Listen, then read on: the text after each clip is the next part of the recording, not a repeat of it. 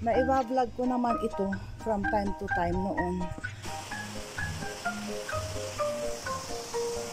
Kung kagabi, iyak daw siya ng iyak.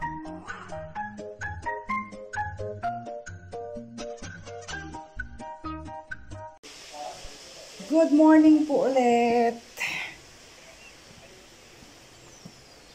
Good morning po ulit, guys. Ayan, natanggal na namin yung nilagay naming tint dito. Nakaalis na yung mga bata. Tapos nandito pa kami, hindi kami sumabay sa kanila. Natulog pa kami dito kagabi. At ngayon, umagang-umaga tayo nagbibideo dito. Paalis din tayo mamayang hapon. So bago tayo umalis, guys, ipapasyal ko muna kayo. So bali nalinis na dito.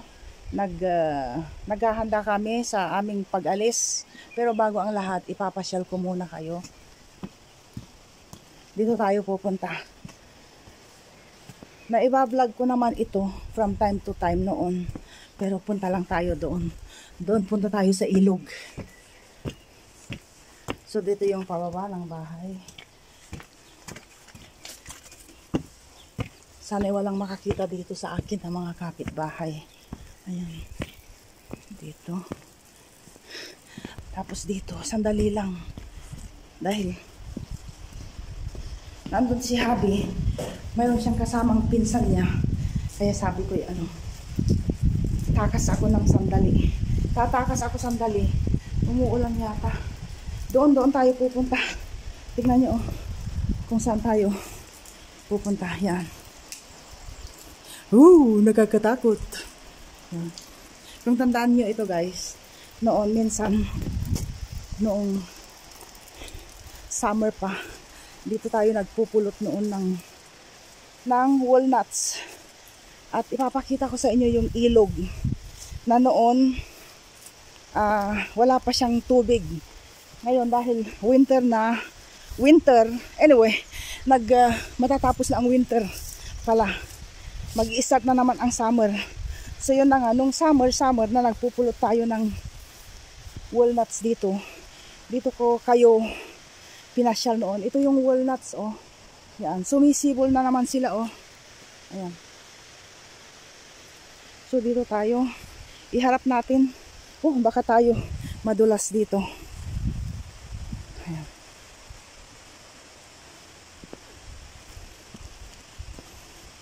Ano ang itsura ko, oh. Doon. Punta tayo doon. Para ipakita ko lang yung ilog, guys. Saan ba tayo? Doon, oh. Saan ba malapit? Dito tayo para makita yung ilog.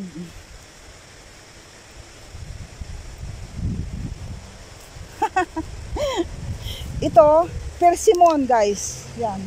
Dito tayo namitas noon.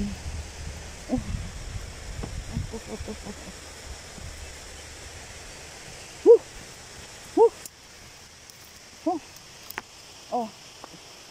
Punta tayo sa ilog. Oh, ang ganda, oh. Hanggang tanaw lang ako doon sa bahay kasi. Kaya sabi ko, naririnig nyo, guys, yung ilog. Oh, ayan, naglakad ako ng mga 5 minutes from the house para lang ipakita sa inyo.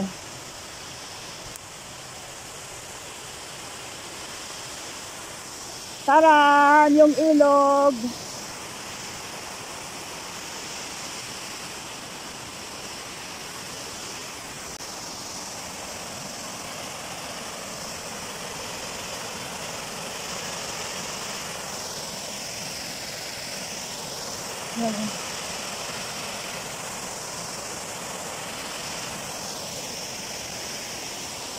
So, yun na yun, guys. Tayo uuwi na. Woo! Ito, mga walnuts yan. Walnuts. Yan, mga walnuts. Pagmamay-ari po natin ito. Libreng mamulot. Noon, oo. Itong mga lupain dito, guys, sabi ko nga sa inyo, narinig niyo ako guys, sabi ko nga sa inyo, pwedeng kumuha ng dipa-dipang lupain doon.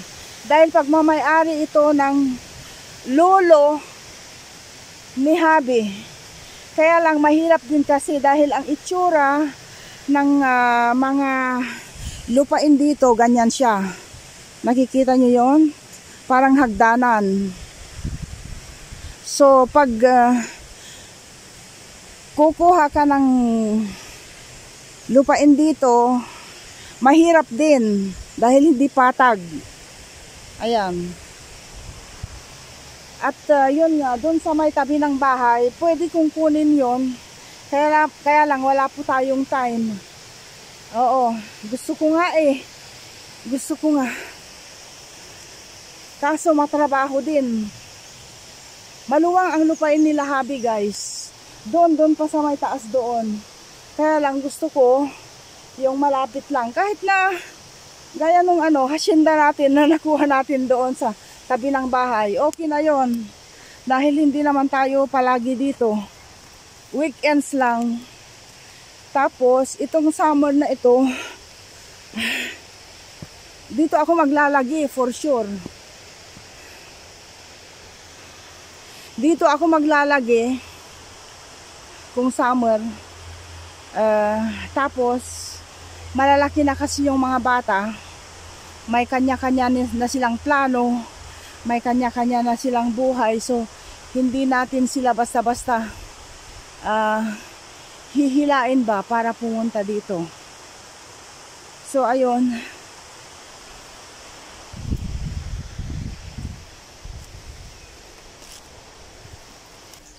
So tayo pabalik na. Ayan. Lumipot tayo doon. At isa pa guys, baka magmamanukan tayo. Merong manukan dyan. Tapos pinsan ni Habi yun. Doon sa may likod. Tapos yung mama namatay na. Oo. So sabi ni Habi, dahil alam niyang mahilig ako, paluluwangin namin yun. Lalagyan ng bakod. At maglalagay ako ng mga 10 manok. Para yun din ang ang ating libangan dito.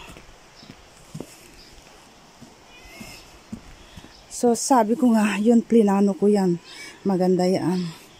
Tapos ito noon, hindi yan straight, bako-bako yan noon. Yan okay na. Tapos nilagyan ng hagdanan, papunta doon. Tapos baka doon sa baba kunin ko rin. Depende sa time natin guys. But for now, ito lang ang balak ko. Tapos kung nakikita nyo yung mga dyan guys. Yun yung nilagari natin. Yung mga maliliit na sanga-sanga. Para at least yung init ng araw pumasok ba. Dahil dyan tayo magtatanim ng ampalaya. Alugbati, ganoon. Where are you? Where are you? Ito kaibigan ni Lucky. Pinauwi ko na si Lucky, guys. Oo. Aalis na rin kami. Pinauwi ko. Umiiyak daw kagabi si Lucky. Okay. So, nandito na tayo. Ako hiningal, super bongga. Yan yun. Yan tinanggal na natin. Super bongga yung hingal ko. At dito guys nga pala. Ewan ko kung kailan ito matatapos. Ito'y hindi pa tapos. Naipakita ko na naman noon. Ito, yan mga hindi pa tapos to Yan. Tapos yan. Hindi pa tapos. Ito pipinturahan pa nga. Ayan hindi pa tapos. Ayan. Hanggang doon. Sabi ko nga noon, ito kasi, open yan. Kaya lang, pinalagyan ni Habi ng ganyan. Ayan, para sa salas. Mas maganda pa yung open, sabi ko noon. Kaya lang, nilagyan ng ayan. So, hiningal ako ng bonggang-bongga. So, hanggang sa muli guys, ang susunod nating vlog ay doon na naman sa syudad, sa bahay.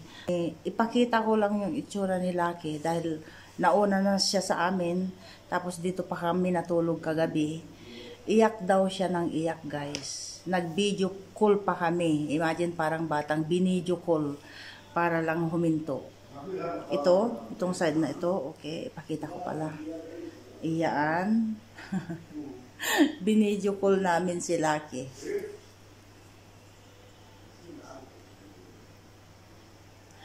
And then, nung mga 2 o'clock ng gabi daw, hindi daw siya makatulog. Nag-i-stay siya dun sa dun sa pintuan. Yan, pinadala naman na Jessie. Pinadala ni Jessie yung picture na yan. 2 o'clock ng gabi daw, kagabi. Hindi daw makatulog.